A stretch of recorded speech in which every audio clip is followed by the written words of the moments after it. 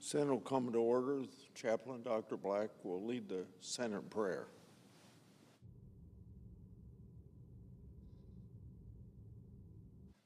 Let us pray.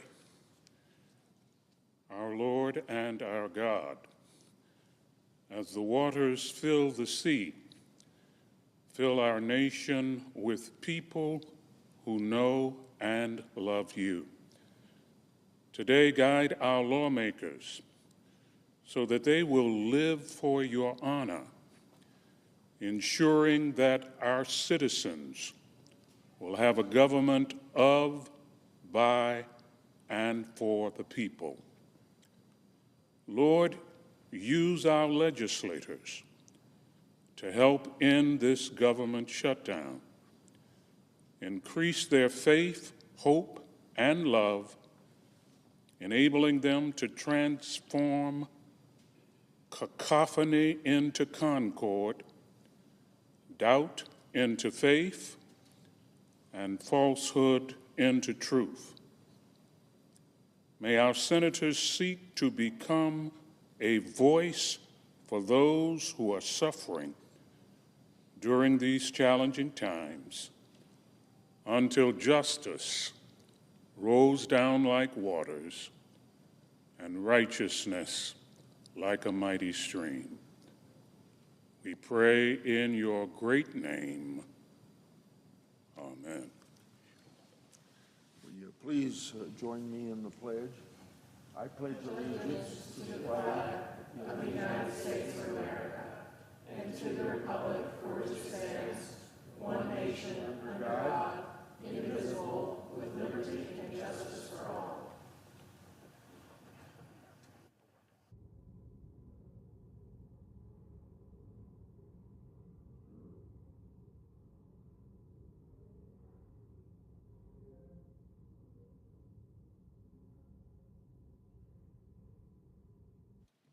Under the previous order, the leadership time is reserved.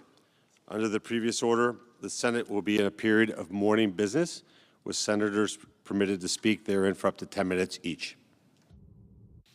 Mr. President. Recognize the senator from Iowa. Yeah. October is National Audiology Awareness Month. It also happens to be the 3-year anniversary of the bipartisan Over-the-Counter Hearing Aid Act regulations going into effect. You see this on television now, advertisements for Over-the-Counter Hearing Aid Act. Before this legislation was passed, there was a whole bunch of red tape you had to go through to buy very expensive hearing aids. Now they're more affordable. Now, while it took too many years for the Food and Drug Administration to issue these regulations 3 years ago, it followed my bipartisan 2017 law. I'm glad Americans now have access to safe, effective, and affordable hearing aid over the counter. While we've known for years that hearing loss is a major factor in a person getting dementia, it wasn't until recently that we found out that assessing hearing aids can decrease the risk of cognitive decline by nearly half. For many, purchasing hearing aids presents many questions. That's why accessing audiology service can be helpful. To access audiology services, like a diagnostic test under Medicare, a physician's order is required. That requires more time and a great number of hoops to jump through. I want people to know that I support cutting this unnecessary red tape. That's why I partnered with my colleagues to introduce a legislation called the Medicare Audiology Access Improvement Act. Our bill will let seniors access a full range of hearing health services provided by licensed audiologists without the red tape. During Audiology Awareness Month, Americans should be aware that they can access hearing aids over the counter, and Congress is working hard to improve access to those audiology services. I yield the floor.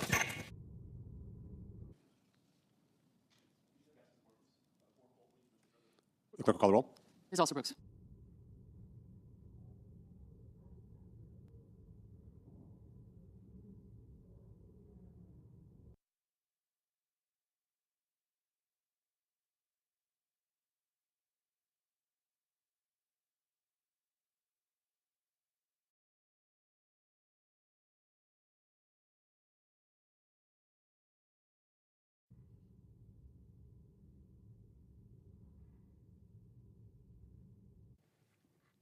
Mr. President. I recognize the Majority Leader. Thank you, Mr. President. Mr. President, I ask unanimous consent the quorum call be suspended. Without objection. And I move to proceed to calendar number 168, HR 5371. The Clerk will report. Motion to proceed to calendar 168, HR 5371, an act making continuing appropriations and extensions for fiscal year 2026 and for other purposes. Mr. President, this is a quote. The path forward for Congress is clear. Reopen the government immediately under a clean, continuing resolution that allows continued debate on larger issues, end quote. Mr. President, that is from the President of the American Federation of Government Employees, a labor union, I would add, most often aligned with Democrats. But this is what AFGE's president says, and I quote, "It's time to pass a clean, continuing resolution and end this shutdown today," end quote. Mr. President, I couldn't have said it better myself. And actually, I've been saying that for about a month now. But far-left activists wanted a showdown with President Trump. And so Democrats shut down the government and have forced hardworking Americans to live in uncertainty for 4 weeks. 4 weeks and counting. And even as nutrition programs are running out of money and federal workers are lining up at food banks, Democrats continue to reject every opportunity to end the shutdown or mitigate its pain. They've now blocked a clean, nonpartisan continuing resolution 12 times. 12 times, Mr. President. A clean resolution sitting right there to open up the government, get everybody paid, get federal employees back to work. That thing sitting at the desk that funds the government doesn't have a single new Republican policy in it. It doesn't have a single partisan policy rider. It simply extends current government funding. But Democrats have said no to that now 12 times. We offered them a chance to continue the bipartisan appropriations process, starting with the defense appropriations bill, a bill that passed out of the committee by a big bipartisan vote of 26-3. But Democrats said no to that too. They didn't want to lose leverage in the shutdown. Then last week, we offered up a bill to pay any federal employee who was working during the shutdown, including everybody here. And once again, Democrats said no. Now, Mr. President, I don't know what Democrats are holding out for. Do Democrats think that we're suddenly going to vote for their partisan CR, which, by the way, would spend an additional $1.5 trillion to keep the government open until the end of this week? That's their alternative. $1.5 trillion to keep the government open until Friday. That's their alternative. It wouldn't pass here. It can't pass in the House, and it wouldn't be signed into law by the President. Our bill, on the other hand, as I said, has passed the House a month ago, has been sitting here for an entire month, and will be signed by the President immediately to reopen the government. I have to say, Mr. President, this wasn't my plan for the month of October. A government shutdown may have been what Democrats had in mind to show the far left that they're fighting President Trump and to get some cheers at the No Kings rally. But that wasn't my plan. My plan was to get the government funded with as little drama as possible. That's why Republicans put forward a clean, continuing resolution. No partisan policies, nothing new. Who could possibly have a problem with that? It would give us more time to continue progress on full-year appropriations bills, the way we're supposed to fund the government. Now, I would realize that would be out of the ordinary given the past few years under the Democrat majority and Leader Schumer, but I was clear from the day I took office that I wanted to do things differently around here. My goal was to have an open process, conducted through regular order, something that I think is in the best interest of this institution and of all senators, both sides of the aisle. And I know I was not alone in wanting an open process. And until Democrats derailed everything, we had actually made a lot of progress on restoring regular order this year. We passed 3 bipartisan appropriations bills before the August recess, the first time the Senate had done that since 2018. Now we're trying to go to conference on those 3 bills to reach a final agreement with the House. And the Democrats are blocking that. That includes the agriculture bill that funds farm programs and nutrition assistance, the military construction and VA bill that funds programs that veterans rely on. As I said, we tried to bring up the defense appropriations bill this month in hopes that if Democrats wouldn't agree to fund the entire government, we could at least make some progress on this critical aspect of it. And I told my Democrat colleagues at the time that if we got on that bill, we would work to add other bipartisan bills, the same way we did it just a few months ago. But once again, Democrats said no. No to funding programs that they claim they support. No to an open process. No to bipartisanship. Mr. President, time and again, we've heard the Democrat leader lecture about bipartisanship. So why is his caucus blocking progress on bipartisan appropriations bills? Why are Democrats blocking bills that they helped write in the Appropriations Committee, where these bills are passing with overwhelming bipartisan margins, as I said, 26-3? Why are they upending a bipartisan process that benefits all senators on both sides of the aisle? The senior senator from Hawaii said recently, and I quote, "We still have hope for the appropriations process.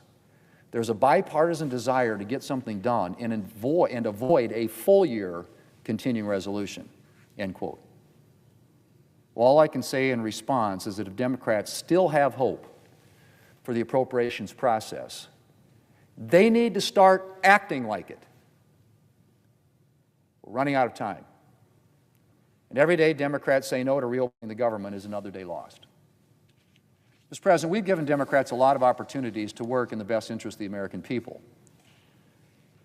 But Democrats seem more interested in getting the upper hand in their partisan games.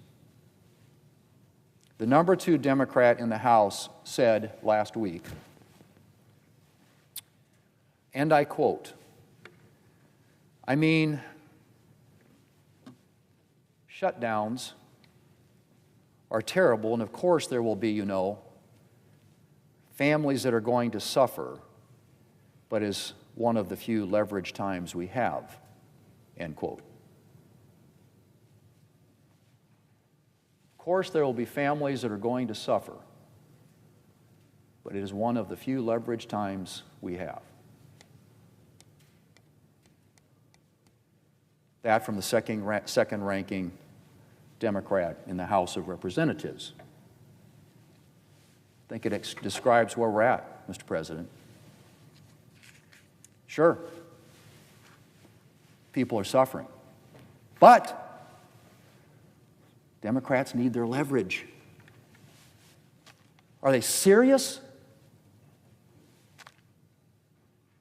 Mr. President, I end as I began, quoting the president of a major labor union and a Democrat ally. This is the quote: "The path forward for Congress is clear. Reopen the government immediately under a clean continuing resolution that allows continued debate on larger issues," end quote. President, I yield the floor, and I suggest the absence of the quorum. The clerk will call the roll. Ms. Alston-Brooks.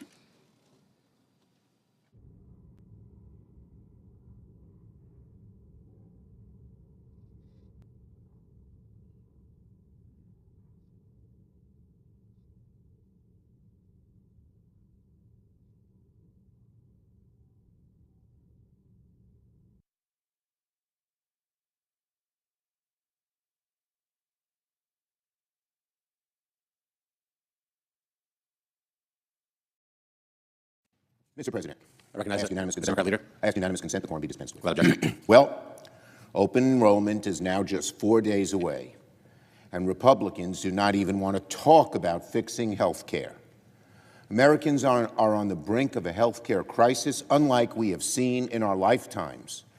Never before have we been in a situation where more than 20 million Americans can see their insurance premiums more than double on average in the blink of an eye. And that's just the average, because for many people it's worse. Yesterday, the state of New Jersey also announced the average New Jersey family would see premium hikes of 175%. 175%. In upstate New York, the average family with a plan costing $280 a month today is about to pay $1,700 a month for the same plan next year, a 500% hike. And that starts this Saturday with open enrollment. This crisis will be felt in every community and by nearly every single household, red, blue, purple, and everything in between. So tonight, Senate Democrats will come to the floor and warn our Republican colleagues in the nation of the devastation Republicans are causing by doing nothing on health care. We will highlight the impacts of surging premiums on families. We will share the stories we're hearing right now from people scared of premium hikes. I thank my colleagues for coming to the floor and speaking on this urgent issue. We are in a health care crisis, and Republicans don't even want to talk about how to fix it. The president isn't even in town, as Americans are about to be devastated by the bills they'll receive on health care. The president's on the other side of the world, instead of being here in Washington working with Congress to lower health care premiums. And when the president is in town, what's he focused on? Instead of being focused on fixing health care, Donald Trump sending $40 billion to Argentina, spending $300 million on his ballroom, and giving Kristi Noem $170 million for 2 big private luxury jets. Meanwhile, millions of hungry kids and working families are about to lose SNAP benefits to buy food because Donald Trump has ordered the Department of Agriculture to rip up its own contingency plan. Isn't that a disgrace? Using hungry kids, hungry parents, hungry veterans as hostages. Cruel. Let's be clear about the facts. There is somewhere around $5 billion in emergency funds that could be used right now to ensure parents and kids don't go hungry when SNAP runs out this Saturday. The USDA said weeks ago that contingency funds were, quote, available to fund participant benefits. That's the U.S. Department of Agriculture, Trump's own cabinet position. But now they've reversed course and literally wiped their plan from their own website because Donald Trump has ordered them not to use this funding. Donald Trump should reverse course immediately and allow these emergency funds to go through to spare working families from hunger and needless suffering. What the administration is doing, ordering the U.S. Department of Agriculture not to use emergency funds to keep SNAP afloat, is an act of cruelty. Cruelty. The same administration that gifted Argentina a $40 billion bailout and cut taxes for billionaires by $1 trillion is now telling hungry kids, you're on your own. And what about Republicans in Congress? Today, Leader Thune will force yet another vote on a Republican CR that has zero bipartisan input. It's a partisan bill and does nothing, most importantly, does nothing to solve the ACA crisis. Just now here on the floor, the Republican leader seemed perplexed about what precisely it is that Democrats are pushing for. He knows damn well what Democrats want. It's the very same thing that a vast majority of Americans want, including nearly 60% of MAGA voters. We want lower health care costs now. We want to solve the ACA premium crisis now. Open enrollment is just days away. We want lower costs, better health care, and to reopen the government. Let me repeat again what Democrats want so the leader can hear it loud and clear. The Republican leader can hear it. We want lower health care costs, fix the ACA premium crisis, and reopen the government. We Democrats have been calling on Republican leaders to sit down with us and negotiate and address this crisis since the summer. But even now, Leader Thune insists we should fix ACA premiums later, not right away. This is not good enough for the American people, because Americans know when it comes to health care, when Republicans say later, they mean never. Meanwhile, the House of Representatives has become a ghost town. It's been 39 days since members of Congress have shown up for work. We all know what's going on here. Speaker Johnson's simply afraid to bring the House back because the minute he does, a good number of House Republicans will start saying exactly what many of us are calling for, that we need to address the ACA premium crisis as soon as we can.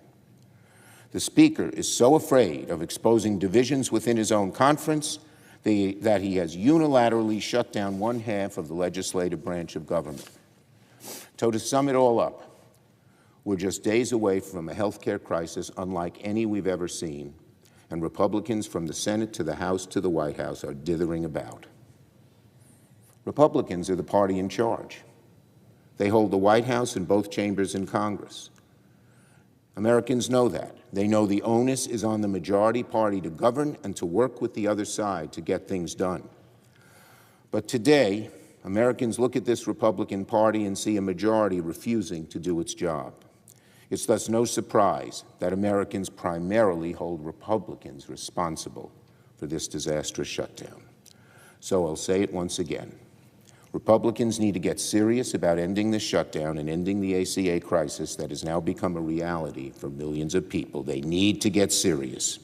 If Donald Trump continues to ignore the ticking time bomb that is ACA premiums, the American people will hold him responsible when disaster strikes. I yield the floor. The clerk will call the roll. Ms. Alston-Brooks.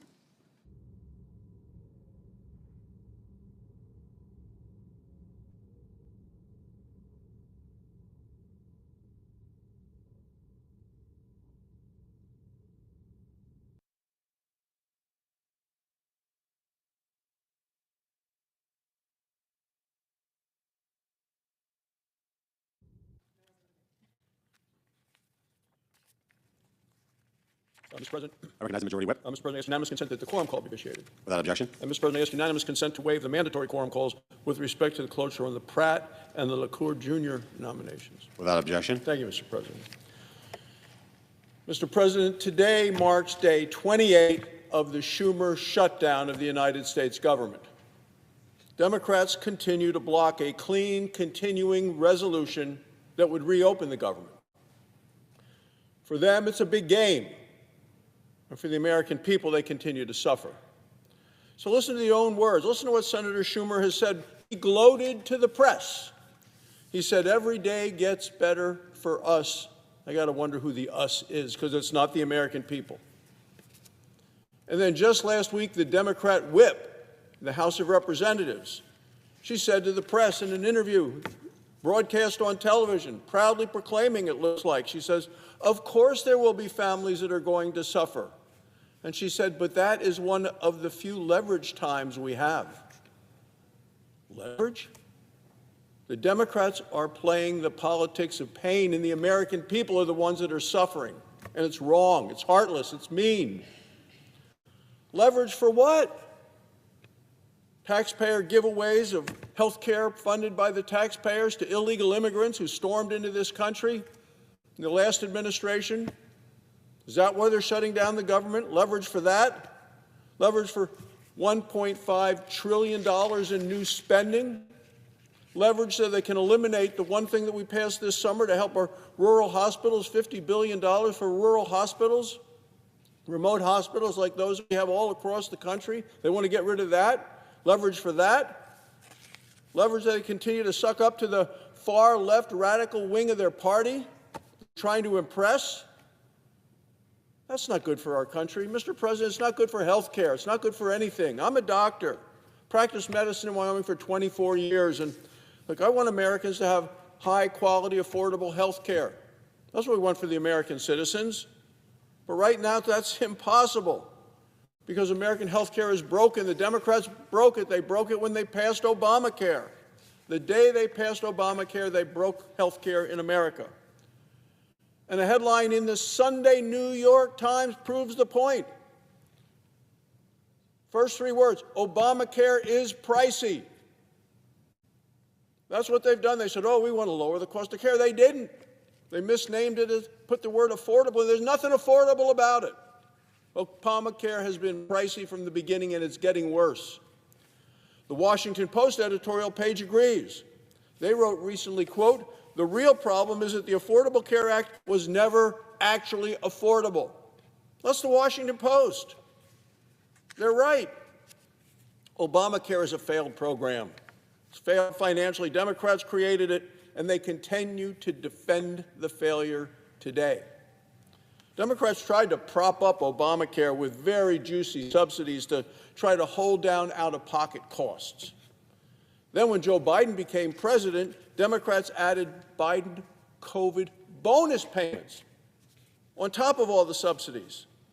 These payments are an admission that Obamacare's flaws have only gotten worse. Democrats voted twice to make these Biden COVID bonus payments temporary. The first was scheduled to end in 2022, but they were noting that Obamacare was still failing miserably, so they extended the payments again, and they extended them to the end of this year. Democrats set the expiration date. Democrats created the cliff. Democrats created what they're now referring to as a crisis. Remember, Democrats created Obamacare, and they created these Biden COVID bonus payments, and they did it without a single Republican vote. Not in the House, not in the Senate, not a single one. These payments were always intended to be temporary, or so they claimed. Democrats' own report that they wrote back there when they passed it says they were to be applied, quote, during the public health emergency. Today, Democrats are now demanding $350 billion in permanent new spending. Why? Because they need to prop up Obamacare once again because it's failed. When the Democrats say fix it now, what they're really saying is prop up Obamacare forever. It's wrong. COVID is over. Democrats probably didn't see the memo. Maybe they don't realize it's over. They're still trying to go after money for COVID. Look, even after the Biden bonus COVID payments expire, the federal government is still going to pay for 80% of the average Obamacare enrollee's premium because Obamacare is pricey. That's what the New York Times tells us. What is expiring now is this added cash that Democrats paid insurers during the pandemic. Money didn't go to private individuals, didn't go to the citizens, it went to the insurance companies. They won't tell you that either. These Biden COVID bonus payments are riddled with waste, fraud, abuse, and actual corruption. Democrats removed every income limit on the subsidies. No means testing whatsoever. And you hear Bernie Sanders come out to the floor and say, oh, we can't do this for millionaires and billionaires. They did it for millionaires and billionaires. Remove the upper limit. Anybody, sky's the limit. No matter how much money you make, no matter what's going on in your life, you get these bonus payments through COVID, through the Democrats, and they want to make it permanent. It's absolutely wrong. It's ridiculous. In 2024, 12 million people that they've enrolled in this program got insurance that they never used. And since the subsidies flow directly to the insurance company from the government, the insurers pocketed tens of billions of dollars even though the enrollees did not make a single claim. So how does that happen? Let me talk about some of the waste and some actual fraud and manipulation that's going on, because in 29 states of our 50, more people are claiming full benefits than are eligible for those benefits in the state. How can the Democrats have that to do with that for the last 4 years? That's what we're trying to take a look at and say, Mr. President, this is wrong. 6.4 million people under the Biden administration were improperly enrolled that year. $27 billion paid by hardworking taxpayers for all of these people who were improperly enrolled. At least 1.6 million people were doubly enrolled in both Medicaid and in Obamacare, which of course is not allowed. It's illegal. You can't do it. Democrats allowed it to happen because they don't care. They've never shown they care. It's all a political game for them. You heard it. You heard the whip in the House say, oh, no, this gives us leverage. You heard the minority leader here, Chuck Schumer, say every day gets better for them. Well, it doesn't get better for the American people. This isn't about making health care more affordable. This is a direct theft of taxpayer money. And it's all to prop up a program that they named after President Obama, Obamacare, and it's a program that never worked. Health care costs continue to go up. Obamacare failed to address that. And as even the New York Times said on Sunday, Obamacare is pricey. So what caused those prices to go up? Well, Democrats did, of course. When government pays any price, insurers can charge any price. It's exactly what's happening today. And now it's the American families who are paying their taxes who are paying the price. Republicans will not allow Democrats to paper over the inadequacies of Obamacare. We want to get to the root cause of the cost of high medical care. Democrats are protecting waste, fraud, abuse, and corruption. At the same time, federal workers are getting and going on unpaid. Enough is enough. Even liberal labor unions are fed up with the Democrats' politics of pain. And we've seen it. Finally, yesterday, the American Federation of Government Employees urged Democrats join Republicans, reopen the government. So what exactly did they say? They said both political parties have made their point, and then went on to say it is time to pass a clean continuing resolution and end the shutdown today. Not half measures, no gamesmanship. That's from the union that has for years and years and years supported Democrat candidates across the board. They're saying do what Republicans have been saying from the beginning, pass a clean continuing resolution. Remember, they did it 13 times when Joe Biden was president, and now they voted against it 13 times with Donald Trump in the White House. It's a big political game for the Democrats, and it's a dangerous game, and the American people are suffering. So are the Democrats going to listen to the union that represented and worked with the Democrats to get them elected in the first place? Well, we're going to find out. Let me echo what Leader Thune said. Republicans are happy to address Obamacare's many failures, but first we need to reopen the government. There's not going to be negotiations while the government is closed. We're not going to negotiate with hostage takers. We need to reopen the government and then talk about all the things that people want to talk about. Because right now, our troops, women, infants, and children in the Women, Infants, and Children program, they shouldn't be used as leverage for the Democrats to try to save their failed programs. Air traffic controllers, TSA agents, who I talked to yesterday coming through Wyoming to come back to Washington, they don't want to be used as pawns. They don't want to be thought of as chips on the table in a political game of leverage. And Chuck Schumer saying every day gets better for us. That's wrong, Mr. President. The American people deserve better. Thank you, Mr. President. I yield the floor. Suggest the absence of a quorum. The clerk will call the roll. Ms. Alsterbrooks.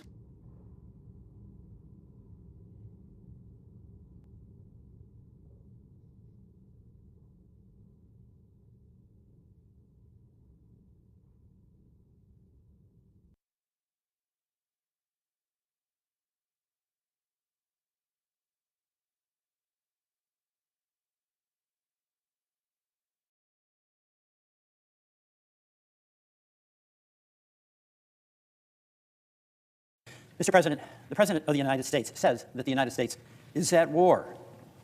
In the past 7 weeks, President Trump has ordered U.S. forces to take military action to destroy 10 boats in international waters. That has resulted in the death of more than 40 possible drug couriers. President Trump has also told Congress he's determined that the United States is at war with what he calls narco-terrorists. He's also said that he's taking steps to escalate military action against Venezuela and Colombia, and of course is sending U.S. warships, fighter planes, and special forces to their coast. And he's also openly tossing around threats of airstrikes against targets in the sea and on land. You know, the questions before us as the United States Senate are clear and they are urgent. Are the President's actions steering the American people into yet another undeclared war? And would it be legal for the President to expand this war to the sovereign territories of countries in South America, as he is now threatening to do? Mr. President, the clear answer is no. That this president, no president, has the legal authority without congressional authorization to take America into military conflict. There has been no credible legal experts that have defended the president's actions, with one exception, and of course that is the Attorney General, who has provided an opinion to the president. We are told, but we have not seen, that what he's doing is legal. That's without precedent. It's without precedent for the top legal official in this country to give an opinion that it's legal to go to war without congressional authorization. But it's clearly the legal advice the president wanted and won't even share with the members of the United States Senate. The president, of course, seems to be basing the legality of these actions on the declaration that drug traffickers are terrorists.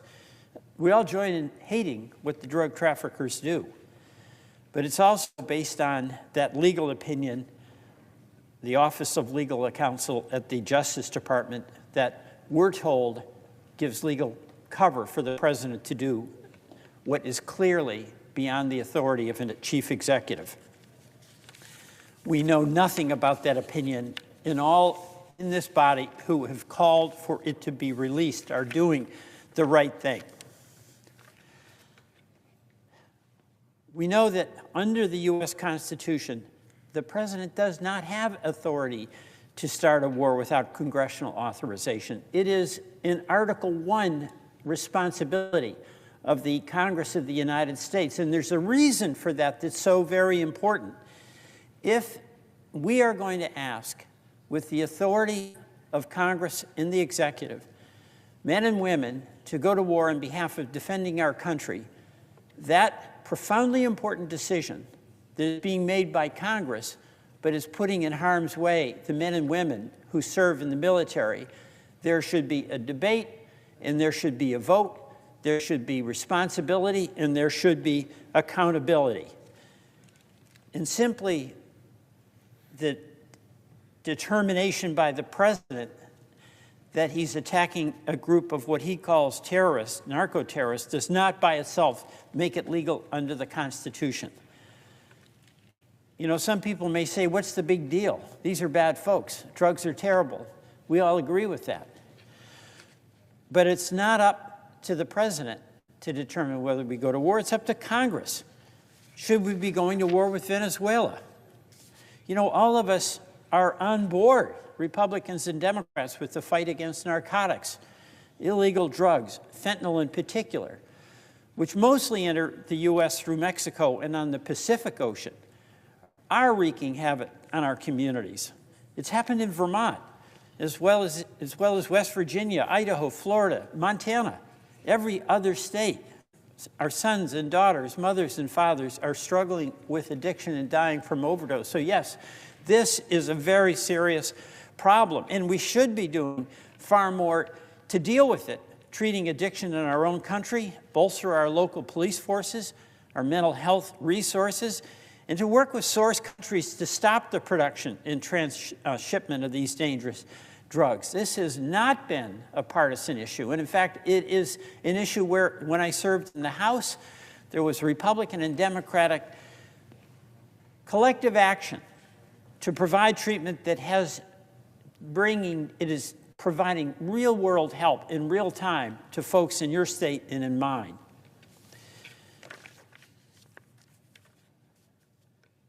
But laws matter, and the Constitution matters. If the president does want to start a war, if he wants to put America's troops in harm's way, he needs to seek authorization from Congress. And as my colleagues and I know too well, the United States has a very unfortunate history of wars, forever wars, started by presidents who misrepresented the facts. From the USS Maine incident used to justify the war against Spain, to the Gulf of Tonkin resolution incident to justify the Vietnam War, 60,000 young Americans killed, to President Bush's stretching of the facts about Iraq's alleged weapons of mass destruction to launch a disastrous forever war. In each of these cases, majorities of our predecessors on this very Senate floor abdicated their responsibility to question the president's intentions and justifications for war. And that is why I hope that each of my colleagues, each of us here, will join me in questioning the president's legal basis to carry out these killings and to potentially launch attacks against one or more South American countries. We should demand that Congress assert its constitutional obligation to determine where and why the United States goes to war. You know, as I mentioned, we all hate the scourge of drugs. But why are we spending billions of dollars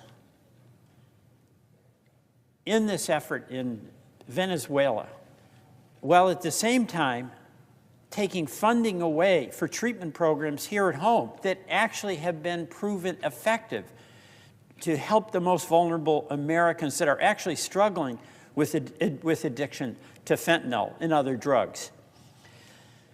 The Department of Justice has also diverted thousands of Drug Enforcement Administration funds and other law enforcement personnel from their critical missions to carry out the president's immigration agenda. Yet the department has inexplicably shut down the Organized Crime and Drug Enforcement Task Force, which has been effective in dismantling thousands of criminal organizations, and unilaterally the administration has terminated hundreds of grants that do provide critical funding to state and local law enforcement, folks on the ground in the community, helping folks who are struggling with addiction and helping law enforcement get to the sellers of those terrible drugs. In fact, the administration's fiscal year 2026 budget would slash the high-intensity drug trafficking areas program by more than a third, from $298 million to $196 million. And under the direction of Attorney General Bondi, federal drug prosecutions, I have no idea how this happened, but federal drug prosecutions have dropped to the lowest level in decades, a fact I find shocking. So when the president claims his new war is about protecting America from drugs, it's a fair question, why are we doing so little? Why are we taking money away from treatment? Why are we taking money away from high-intensity drug enforcement? Why are we not prosecuting more, instead prosecuting so much less?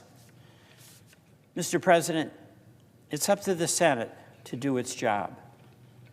We have seen from history that our failure to assert our constitutional responsibility to decide whether to send our military to war has resulted in grievous suffering for the American people and a weakening of our national security. Mr. President, In asserting our responsibility, at the bare minimum, this United States Senate should demand to see Attorney General Bondi's legal analysis that the President has used to justify his use of the U.S. military to engage in these attacks. Mr. President, I yield back.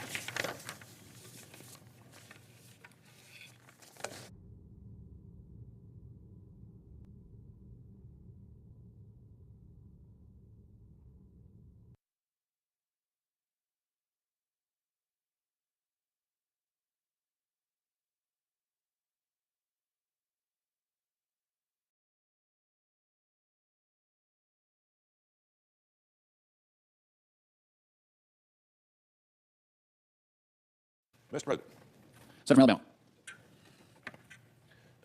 Mr. President, I come to the floor today to talk about two bills I recently introduced to shut down Sharia law in this country. I ruffled some feathers a few weeks ago when I came to the Senate floor to talk about what I believe is the greatest national security threat facing the United States of America: radical Islam and Sharia law. The Democrats and the mainstream media, they've been coming after me ever since I started talking about this subject. But after spending 40 years coaching, I don't really care what people think about me. I love this country, and I want to save this country for our kids and our grandkids.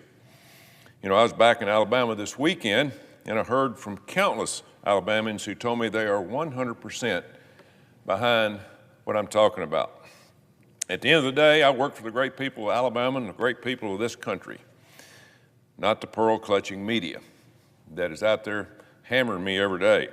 Speaking of Alabama, I'm proud that the Yellowhammer State banned Sharia law a long time ago. For too long, people have been afraid to call out radical Islam for what it is.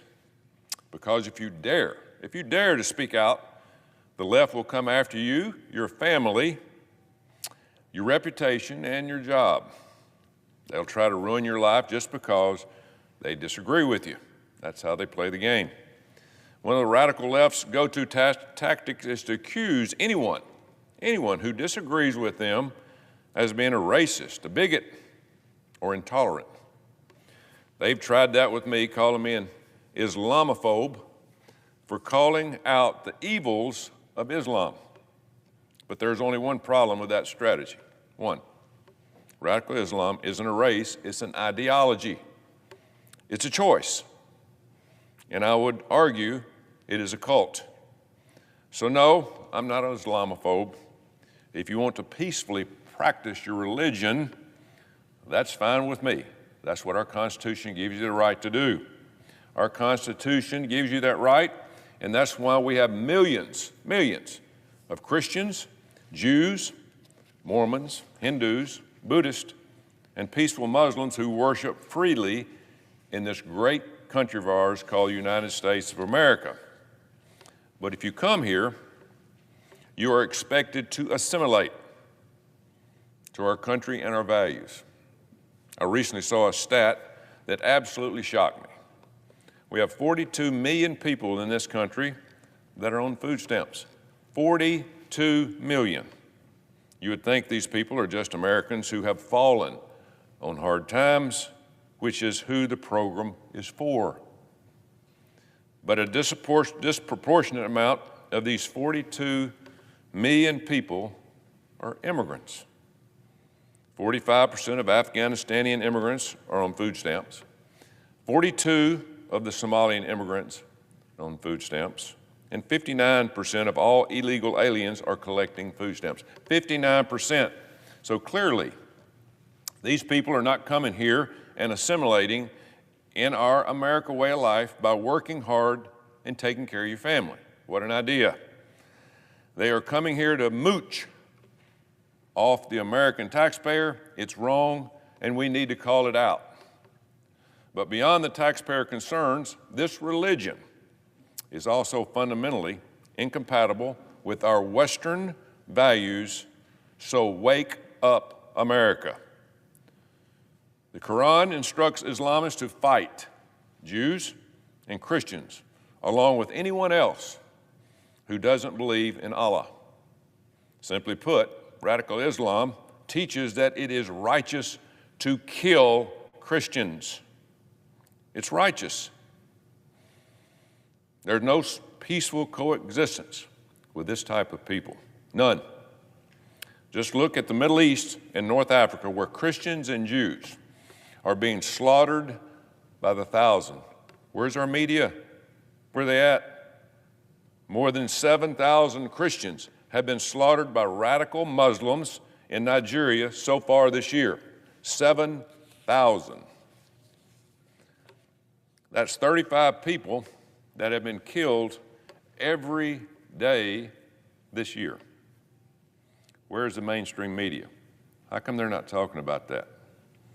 Radical Islam demands complete obedience, complete, 100%, and will kill you if you dare to speak out against their beliefs and ideologies. This isn't anything new. Muslims have been fighting to wipe out Christians and Jews for centuries. But now the problem isn't just confined to faraway Middle East. It's happening right here in our backyard in 50 states. We're already seeing cities in Michigan, Minnesota being taken over by Sharia law. In Dearborn, Michigan, a Christian pastor recently protested a street was named after a radical Islamist terrorist. The pastor just complained about it. In response, the Muslim mayor of Dearborn told the pastor that he is no longer welcome in the town and will celebrate the day that he leaves. Think about that. A Christian pastor is being silenced here in America for objecting to a taxpayer-funded road being named after a terrorist. We're losing it. Or take what has been happening in Minneapolis, Minnesota, which has been and seen a massive influx of Somalians moving into their neighborhood. I recently saw a story that absolutely shocked me. More than 75 Somalians have been arrested in a massive scheme where they stole $300 million from a American taxpayer-funded child nutrition program. $300 million. So these Somalian criminals came to Minneapolis. They took advantage of our free schools and our free health care, and then they stole $300 million from American taxpayers right under our noses. Where is the media? Where's the outrage? And where did this money go? Where do you think it went? You guessed it. It went back to Somalia.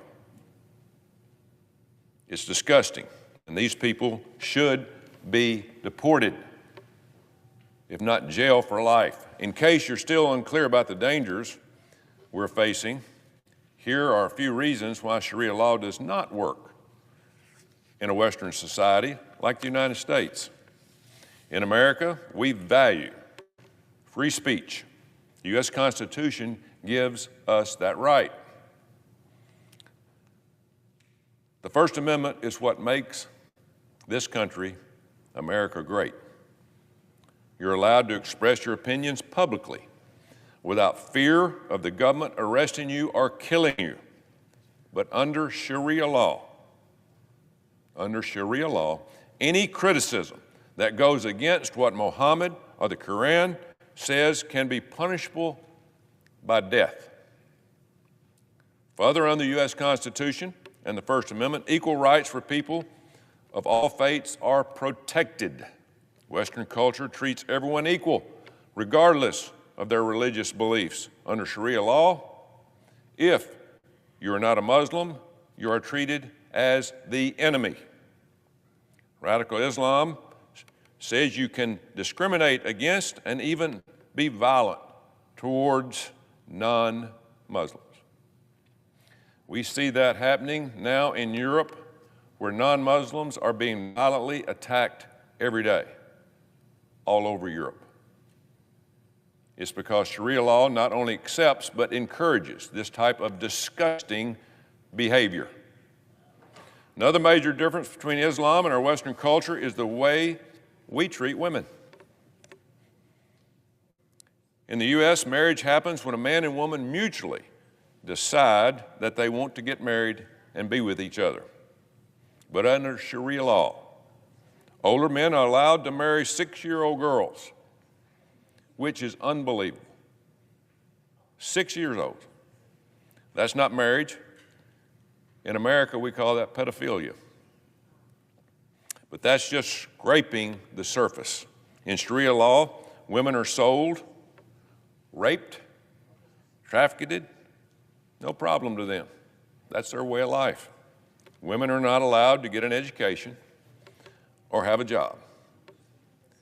They aren't even allowed to leave home without a man escorting them. And women are forced to wear burqas, which cover basically everything but their eyes. Meanwhile, men are allowed to have multiple wives, marry children, and do not have to cover their heads. It makes your blood boil.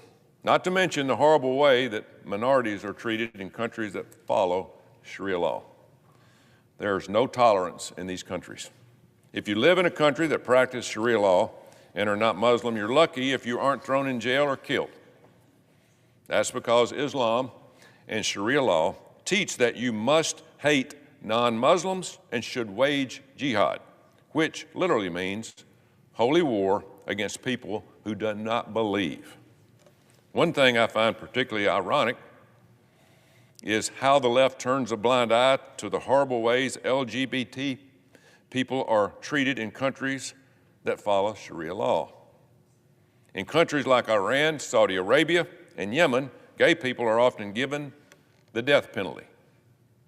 Does that sound like a peaceful, tolerant religion to you? Not me. Unfortunately, this poisonous religion, which I think is closer to a cult, is rapidly growing in this country. Wake up, America. Look no farther than New York, where a radical Islamist, Zohan Mandami, is the front runner to become the next mayor. Mandami has tried everything he can do to hide his radical Islamic beliefs ever since he started campaigning. But he was recently seen in a photo with a co-conspirator of the 1993 World Trade Center bombing. Think about that. And they're getting ready to elect him mayor. The leading candidate for mayor of New York City is cozying up with an openly jihadist terrorist sympathizer. Where are we going? In New York, if New Yorkers are stupid enough to elect a radical Islamist as their mayor, then they deserve what they get next, and it is coming. I truly believe we're at the crossroads of this country. The time for political correctness is over. That's why I've introduced 2 bills in the Senate to end Sharia law in this country. End it. The first one is No Sharia Act, which makes it illegal to practice Sharia law when it conflicts with our Constitution. As I've repeatedly said, the radical Islam cult is the opposite of everything, I mean everything that we stand for in America. The second bill I introduced, the Preserving a Sharia Law or Sharia-Free America Act, prevents all foreign nationals who advocate for Sharia law from entering this country. No more. If you want to practice that, stay where you're at or go to one of the other 50 countries that practices this. The Trump administration banned people from nearly 50 Muslim countries during the first administration. And thanks to Joe Biden's 4 years of open borders, we now have thousands, I mean thousands of terrorists and their sympathizers who entered our country unchecked. How stupid was that? We have to shut off the spigot before it's too late. This is a major national security threat. Radical Islamists have proven over and over again that they are willing to do whatever it takes to kill just one American citizen. And it didn't just happen overseas. It has been allowed to fester and is alive and well in our very own country, just waiting for the right opportunity to attack. So now is the time to act, because if we don't, we're going to lose this country we know it. Open your eyes, America. the values of this country was built on cannot coexist with radical Islam. It doesn't work. It's one, our Constitution, or the other. You can't mix them. This isn't a Republican or Democrat issue. This is an American issue. Just look at Europe. We are headed down the same dark path as what Europe's going through now if we don't wake up. We need to permanently shut down Sharia law in this country before it's too late. Wake up, America. Mr. President, I yield the floor.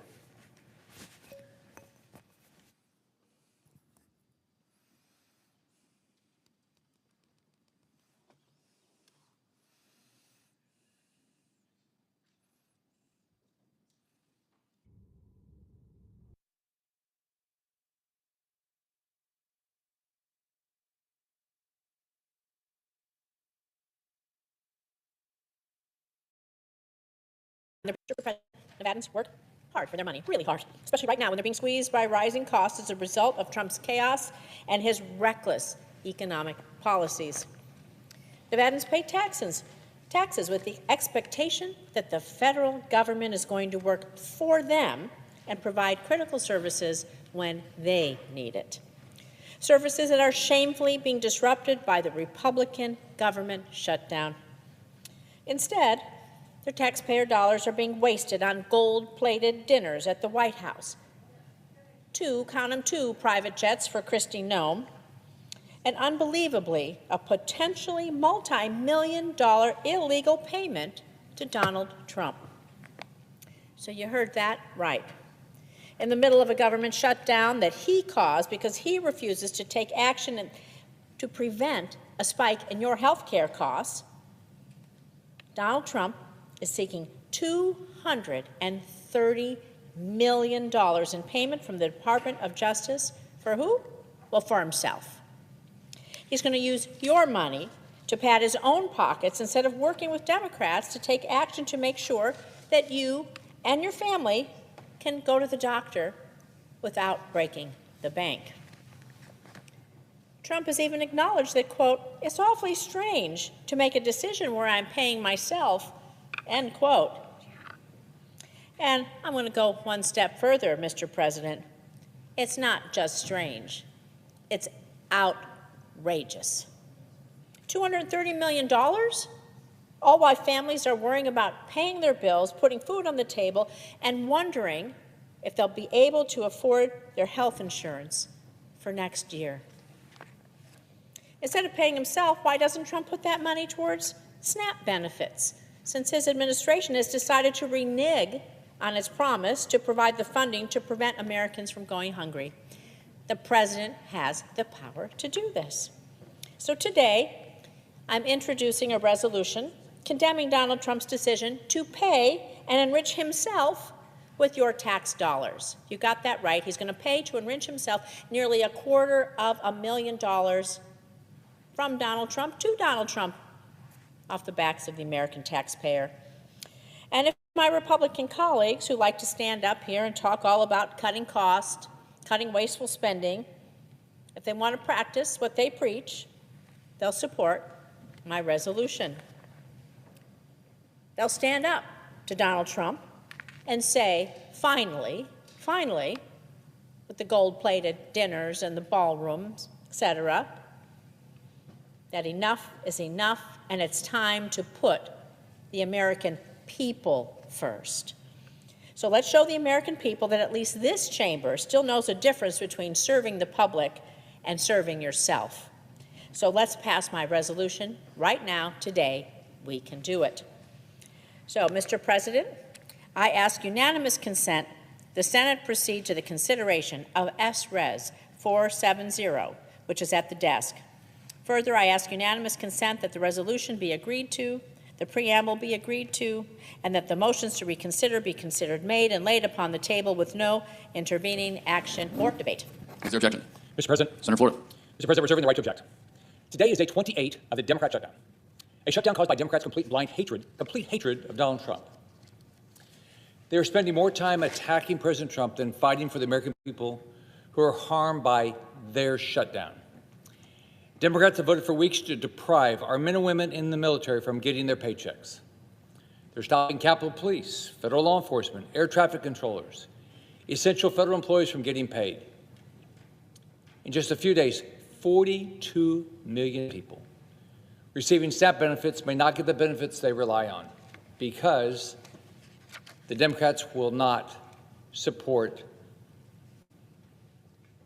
the continuing resolution that most of us don't like. It's the Biden funding. Clearly, my Democrat colleagues are willing to do anything they can to attack President Trump instead of voting to reopen the government and stop this recklessness. The American people are sick of the political games at their expense, and so am I. Therefore, I object. Objection is heard. Mr. President. Senator Nadab. Donald Trump paying himself a multi-million-dollar settlement using taxpayer dollars. Millions of Americans are missing their paychecks, worrying about paying their bills, losing their SNAP benefits, and wondering if they're going to be able to afford their health insurance next year. My Republican colleagues have lost their way, should be ashamed of themselves for standing up and allowing this lawlessness to happen. Because, like I said, my Republican colleagues like to stand up here and talk about cutting wasteful spending. This $230 million, I would argue, is exactly that. So if they want to practice what they preach, they would actually support my resolution, stand up to this wasteful spending of the president, again, approving himself to pay himself nearly $250,000, and we can show the American people that all of us know the difference between serving the public and serving just one individual, President Trump. I yield. Mr. President. Senator Florida. If my Democrat colleagues want to make sure people are not getting harmed by losing SNAP benefits or going without paychecks while they show up to work day after day, then they would vote to reopen government. Unfortunately, they've elected to not do that. So I hope my Democrat colleagues will come to their senses and vote this week to reopen government.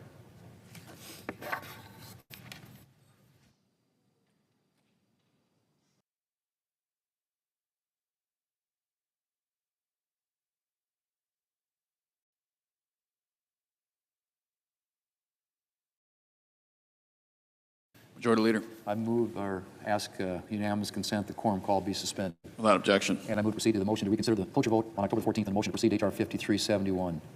The question is on the motion. All those in favor say aye. Opposed, no. Ayes appear to have it. Ayes do have it. The motion is agreed to. Mr. President, I move to reconsider the cloture vote on the motion to proceed to HR 5371. Questions on the motion. All those in favor say aye. Opposed, no. Ayes appear to have it. Ayes do have it. Motion is agreed to. The clerk will report the motion to invoke cloture.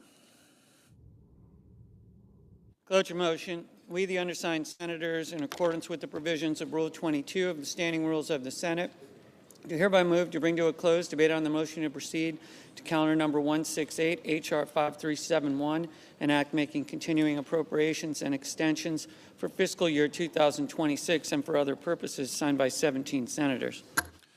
By unanimous consent, the mandatory quorum call has been waived. The question is it the sense of the Senate that debate on the motion to proceed to HR 5371, an act making continuing appropriations and extensions for fiscal year 2026 and for other purposes shall be brought to a close upon reconsideration.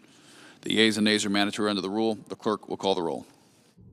Ms. Alsobrooks, Ms. Baldwin, Mr. Banks, Mr. Barrasso, Mr. Bennett, Mrs. Blackburn, Mr. Blumenthal, Ms. Blunt-Rochester, Mr. Booker, Mr. Bozeman, Mrs. Britt, Mr. Budd, Ms. Cantwell, Mrs. Capito, Mr. Cassidy.